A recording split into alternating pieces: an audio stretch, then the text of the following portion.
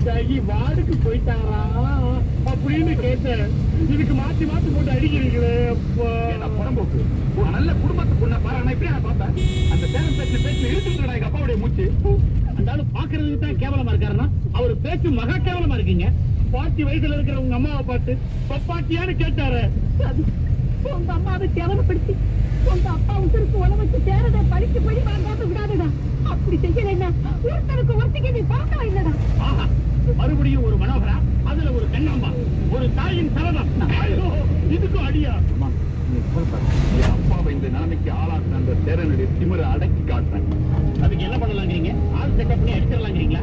அப்படி செஞ்சா ஒரே மாசத்துல அவன் குணமாயிடுவாங்க. அப்படின்னா ஒரேடியா போட்டு தள்ளிடலாங்கிறீங்களா? நீ சொல்ற மாதிரி செஞ்சா வர இன்சூரன்ஸ் பண்ண உங்க குடும்பமே செட்டில் ஆயிடுச்சுன்னா அவன் உயிரோட இருந்து நான் நகர்த்த போற காயில அவன் கதி கலங்கி கண்ணீர் விடணும்டா. நீங்க காய் நகர்த்துறதுக்கு நான் என்ன பண்ணணும்? நீ உடனடியா சேரனுடைய பொண்ணுக்கு ஒரு மாப்பிள்ளையை பார்க்கணும். ஆனா அந்த மாப்பிள்ளை அவன் நினைச்ச மாதிரி அப்பன் பேர் தெரியாத ஒரு பேர்